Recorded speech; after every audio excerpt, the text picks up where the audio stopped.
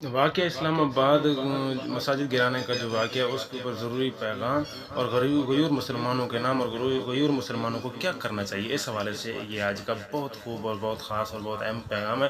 اس کے اندر یہ ہے کہ اس واقعے کی حقیقت کیا ہے، اسباب کیا ہیں جس وجہ سے اس طرح کے اسباب پیدا ہوتے ہیں، واقعات پیدا ہوتے ہیں، اور اس طرح کے ہزاروں واقعات پہلے پیدا ہوئے ہیں۔ پہلے اس طرح جو گرایا گیا ہے، کیا گیا ہے توہینیں، بے ادبیاں، بے حرمتیاں، اور یہ سلسلہ اس سلسلے کی اس طرح کے واقعات کی اصل وجہ کیا ہے، اور اس طرح واقعات کب تک وہ ہوتے رہیں گے اور ان کا اصل حل جو ہے نا کیا ہے جس سے یہ واقعات بالکل ختم ہو جائیں گے، رک جائیں گے، اس کی اصل وجوہات کیا ہے۔ تو اس حوالے سے جو ہے نا اسلام آباد میں ایک نوٹیفیکیشن جاری ہوا جس میں مسجدوں کو گرانے کا جو ہے نا یہ نوٹیفیکیشن تھا، سوشل میڈیا کے اوپر وائرل ہوا۔ کچھ کل سے 2-3 سے نہیں کہ اگست کے ابتدا کی بات ہے 2025 میں، تو ایک نوٹیفیکیشن جاری ہوا، اس کے اوپر کافی جو ہے نا تبصرے معاملات ہوئے کہ یہ غلط ہے۔ عملی طور پہ جو ہے نا مدنی مسجد کو مری روڈ کے اوپر اسلام آباد میں گرا دیا گیا، اٹھا کر ملبے کو جو ہے نا کہیں سائڈ پہ کہیں پہ جو ہے نا کوئی جنگلات میں کوئی کیا کر رہا ہے تو اسے ادھر ڈال دیا گیا ہے، وہاں پہ جو ہے نا پودے وغیرہ لگا کے گرافی وغیرہ لگا کے ادھر وہ کر دیا گیا ہے۔ تو اس کے اوپر کافی جو مذہبی اور غیر مذہبی سیاسی ہر طرح کے لوگ جو ہے نا اپنا اپنا اظہار کر رہے ہیں، خیال اپنی مذمت بھی کر رہے ہیں اور اپنے مطالبات کا بھی کہہ رہے ہیں۔ اس کے اندر مختلف ہیں، کوئی کہہ رہا ہے کہ جس نے یہ کیا ان کی کارروائی ہونی چاہیے، کوئی کہہ رہا ہے جو ہے نا احتجاج کریں گے، کوئی کہتے ہیں جو یہ غیر شرعی ہے، کوئی کہتا ہے کہ پہلے تو مذہبی لوگوں نے فتویٰ دیا تھا کہ فلسطین وغیرہ کے اوپر جہاد فرض ہے، تو اب یہاں پہ جو یہ ظلم ہو رہا ہے تو یہاں پہ فتویٰ دیں گے یا نہیں۔ اس طرح کے کافی سارے جو ہے نا وہ آ رہے ہیں، مذمت کے بیان بھی آ رہے ہیں اور مطالبے بھی کر رہے ہیں حکومت کے اوپر کہ حکومت یہ کرے اور مذہبی طبقہ یہ کرے۔ تو میں نے آپ تک جو پیغام پہنچانا ہے وہ یہ ہے کہ ہم سب کی اصل ذمہ داری کیا ہے اور اسلام کے مطابق ہماری ذمہ داری کیا ہے، اور اسلام کے مطابق اس مسئلے کا حل کیا ہے، اور اس طرح کے جو واقعات ہوتے ہیں ان کا اصل حل کیا ہے، روک تھام کیا ہے۔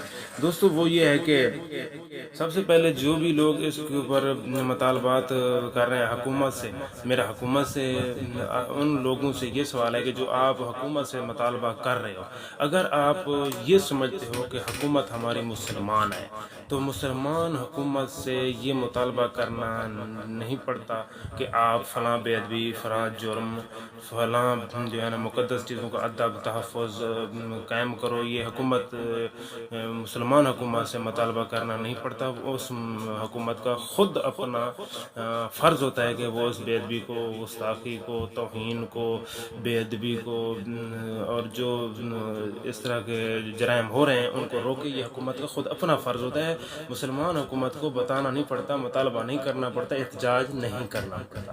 اگر آپ مسلمان سمجھتے ہیں تو مطالبہ نہ کریں، کیونکہ مسلمان سے جو ہے نا حکومت سے مسلمان کے حکومت کے سامنے احتجاج کرنا نہیں بنتا، کیونکہ جو مسلمان حکومت ہوتی ہے ان کا ہر کردار اسلام کے مطابق ہوتا ہے، اور وہ اس مسلمان حکومت جو ہوتی ہے وہ غیر شرعی اسلام کے خلاف کوئی حکم نہیں مانتی، اس کے اوپر عمل نہیں کرتی، اور ان پہ جو حکومت کا عمل ہوتا ہے وہ اسلام کے مطابق ہوتا ہے۔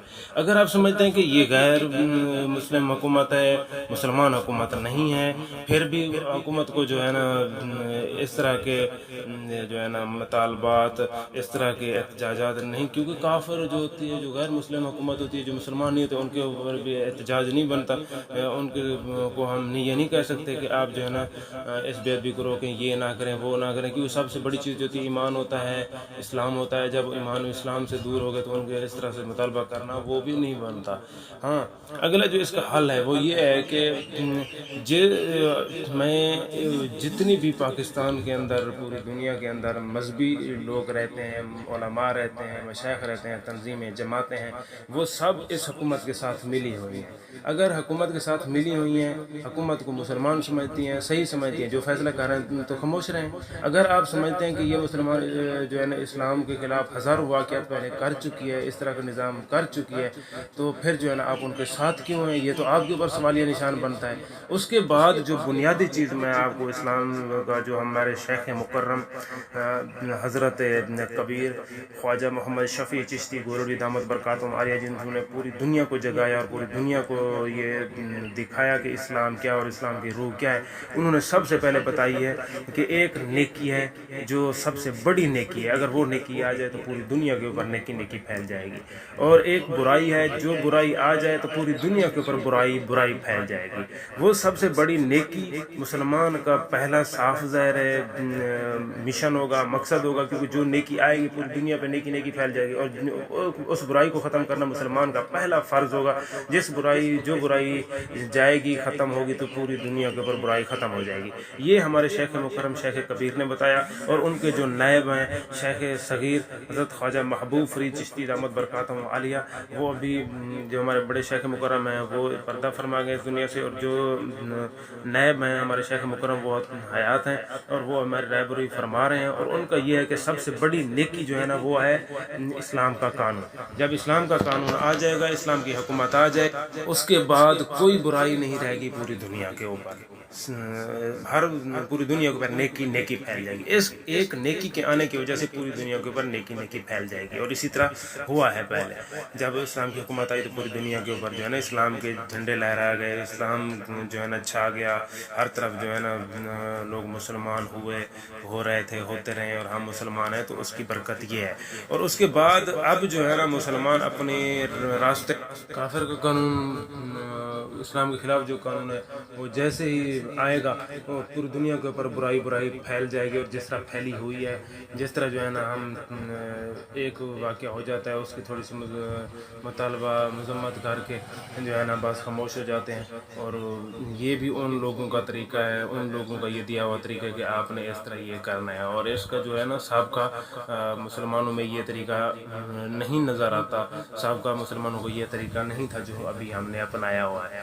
تو جب ہم اس طرح کے واقعات کو روکنا چاہتے ہیں تو سب سے پہلے ہمیں قرآن پاک کا قانون، شریعت پاک کو نافذ کرنا ہوگا. اور اس کو نافذ کرنے کا طریقہ یہ ہے کہ ہم نے سب سے پہلے اپنے گھروں میں نافذ کرنا ہے، اپنے اوپر نافذ کرنا ہے، اپنے گھروں کے اوپر، اپنے محلے کے اوپر، اپنے گلے، اس طرح اپنی جماعت پوری کے اوپر. اس کے بعد جو ہے نا جا کے ہم نے پورے ملک کے اوپر نافذ کرنا ہے. یہ بھی بالکل غلط ہے کہ پہلے جو ہم نے حکومت کے اوپر، ملک کے اوپر کرنا ہے، بعد میں اپنے اوپر کرنا ہے. صحابہ کرام نے، نبی پاک سرکار صلی اللہ تعالیٰ علیہ وسلم نے سب سے پہلے جو ہے نا اپنے صحابہ کرام کو یہ درس دیا، یہ تربیت دی. نبی پاک سرکار تو سراپا ہی دین کے اوپر عمل اور سراپا ہی وہ تھے. اس کے بعد نبی پاک سرکار نے عمل کر کے اور تربیت تعلیم دے کے صحابہ کرام کے اوپر دین نافذ کیا. جب صحابہ کرام نے اپنی جانوں کے اوپر دین نافذ کیا تو پوری دنیا کے اوپر نافذ ہوا.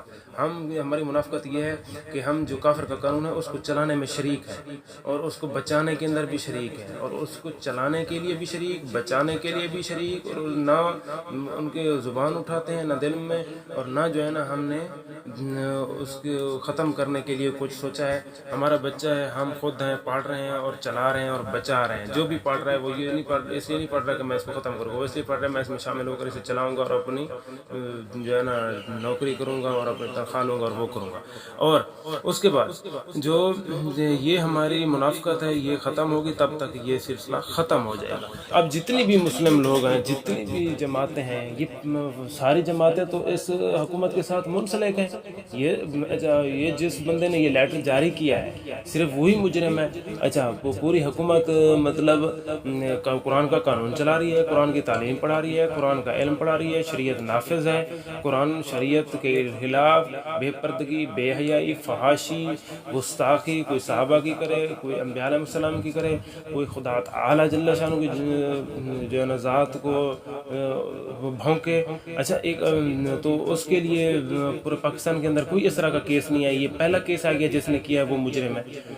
ایک بہت ہی اہم بات یہ ہے کہ جب پاکستان کے قانون کے اندر خدا تعالی جل شانہ کو کوئی گالیاں دے، کوئی توہین کرے، تو اس کے اوپر کوئی قانون نہیں ہے، کوئی دفعہ نہیں ہے، تو وہ اسلامی حکومت ہو سکتی ہے.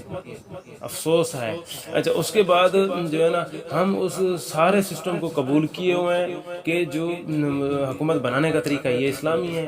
اچھا، جو تعلیم ہے یہ اسلامی ہے، جو قانون ہے یہ اسلامی ہے، جو ہمارے دفاتر میں نظام ہے یہ اسلامی ہے. اگر غیر اسلامی ہے تو ہم اس کے اندر شامل کیوں؟ اگر غیر اسلامی ہے تو شامل کیوں؟ اگر اسلامی ہے تو پھر اس کے خلاف کیوں بول رہے ہیں؟ یہ بہت ہی جو ہے نا لمحہ فکریہ ہے. ہم نے اپنے گرمان کے اندر جھانکیں، اور اس وجہ سے جو ہے نا اس طرح کے واقعات ہو رہے ہیں، اور وہ دلیر ہے. اس تعلیم نے، اس نظام نے اس ماحول نے، اس حکومت نے ہمارے دل سے، ہماری زندگی سے، ہمارے جو معاملات ہیں اس سے ادب نکال لیا، جو کفر کی مخالفت ہمارے دلوں میں تھی وہ نکال دی، جو غیرت تھی، دین کی غیرت، دین والوں کی غیرت، ماں بہن بیٹی کی غیرت، مسلمان کی غیرت وہ نکال دی۔ تو اس کے بعد یہی حشر ہوگا جو ہو رہا ہے، اور یہ تب تک ہوتا رہے گا جب تک ہمارے اوپر دوبارہ ادب نہیں آئے گا، مسلمانوں کا ادب، جو اللہ تعالیٰ جل شانہ کی نشانیاں ان کا ادب، نسبت والی چیزیں ان کا ادب، اور جو پیارے لوگوں ہیں ان لوگ ہیں، دین والے لوگ ہیں، جو بزرگان دین ہیں ان کا ادب، جب تک وہ ادب نہیں آئے گا، اور جو اللہ تعالیٰ کے اور اللہ تعالیٰ کے نظام کے اور اللہ تعالیٰ کے پیاروں کے دشمن ہیں ان کے خلاف ہمارے دل میں نفرت نہیں ہوگی، کیونکہ جب ہم نماز پڑھتے ہیں، سورۃ فاتحہ پڑھتے ہیں، تو اس کے اندر جو ہے نا یہ ہمیں سبق ہے کہ جو یا اللہ مجھے سیدھا راستہ دکھا اور ان لوگوں کا راستہ نہ دکھا جن کے اوپر آپ نے غضب کیا۔ تو یہ اب ہم نماز کے اندر اپنے اللہ والے کے پیاروں کو جو ہے نا راستہ مانگ رہے ہیں، ان کے غضب والوں سے بچ رہے ہیں، تو صاف ظاہر جب نفرت ہوگی تو ہم بچیں گے، نفرت نہیں ہے اس لیے ہم ان کے پیچھے چلے ہوئے ہیں۔ تو ہمارے بزرگوں نے، ہمارے شیخ مکرم پہلے بھی کہتے تھے، آج بھی ہمارے شیخ مکرم خواجہ محبوب فرید چشتی سے دامت برکاتہم عالیہ فرماتے رہتے ہیں کہ اس شہر کو اسلام آباد نہ کہا کرو، اس شہر کو کفر آباد کہا کرو۔ وہ تو 100 سال سے یہ ہمیں فرماتے آ رہے ہیں، ہمارے بزرگ، ہمارے شیخ فرماتے آ رہے ہیں کہ اس کے اندر کفر آباد ہے، اسلام آباد نہیں ہے۔ آج اس کی مثال آپ دیکھ کے چیخ رہے ہیں۔ پہلے جب 100 سال پہلے سے ہمارے بزرگ بتا رہے ہیں تو آپ ان کے اوپر زبان درازی اور لوگ ان کے اوپر اتفاق اتحاد کرنے کی بجائے ان کے اوپر باتیں کر رہے تھے۔ تو جب اس طرح کے واقعات ہو جاتے ہیں، جب اپنے اوپر پڑتی ہے، تو پھر جو ہے نا جا کے احتجاج اور کہتے ہیں کہ یہ ہو گیا وہ ہو گیا، اور وہ بھی جزوی طور کے کچھ لوگ ایسا کر رہے ہیں۔ اگر کچھ ایسا کر رہے ہیں تو باقی کون جو ہے نا اسلام کی تعلیم دے رہے ہیں، اسلام کو باقی حکومت کو جو عملہ ہے، آپ چند لوگوں کے خلاف احتجاج کر رہے ہیں، جو باقی عملہ ہے وہ کیا اسلام کا قانون چلا رہے ہیں، اسلام کی تعلیم پڑھا رہے ہیں، اسلام کا نظام اور اسلام کے مطابق چل رہے ہیں، ان کے اوپر جو ہے نا پردہ، غیرت، ادب، کفر کی مخالفت وہ ہے۔ خدارا ہوش کے ناخن لیں۔ اس کی اصل وجہ یہ ہے کہ آپ اپنے اوپر، اپنے گھروں میں اسلامی تعلیم یہ نہیں ہے جو ابھی ہمارے سسٹم میں اسلامی تعلیم چل رہی ہے۔ جب عورت مسجد میں نہیں جا سکتی، ہم نے مدارس بنا لیا عورتوں کے۔ اچھا، جو بہریش ہیں ان کے لیے عورتوں کا حکم تھا، پردے کا حکم تھا، تو ان کو ہم نے جو ہے نا کہاں سے کہاں پہنچا رہی ہو، کہاں کس طرح کے واقعات ہو رہے ہیں اس غیر شریف فعل کی وجہ سے۔ تو بزرگ فرماتے ہیں جب تک داڑھی نہ آئے اتنی دیر تک، اس وقت تک بچے کے اوپر بھی پردہ اور اس کے لیے بھی جو ہے نا وہ ہیں احتیاط ہیں، نظام ہے کہ اس کی بھی حفاظت و نگرانی عورت کی طرح، بچی کی طرح کی جائے، تاکہ اس طرح کے غلط فعلوں سے بچا جا سکے۔ تو یہ تھا ایک بنیادی چیز کہ ہم جب اسلامی نظام کو دل و جان سے مانیں گے، اسلامی تعلیمات کو مانیں گے اور اسلامی ماحول، قانون، تہذیب، ادب، غیرت اور کفر کی مخالفت کریں گے، تب اس کے بعد کوئی واقعہ جو ہے نا اس طرح کا نہیں ہوگا۔ جب تک ہم اس طرف نہیں آئیں گے تو تاکہ جو ہے نا، یہ میری اپنی باتیں نہیں ہیں، بزرگوں کی باتیں ہیں، اور صاف ظاہر ہے مریض کو جو ہے نا کڑوی دوائی جو ہے نا اچھی نہیں لگتی، لیکن صحت کے لیے بہت ہی مفید اور کارآمد اور بہتر ہوتی ہے۔ لہذا اللہ تعالیٰ ہم سب کو عمل کی توفیق عطا فرمائے، اور تمام فتنوں سے مولا اعلیٰ جل شانہ ہمیں حفاظت میں بھی رکھے، اور اللہ تعالیٰ ہمیں علم عطا فرمائے اور ان کی پہچان عطا فرمائے اور حفاظت بھی فرمائے، تحفظ بھی فرمائے۔ جزاک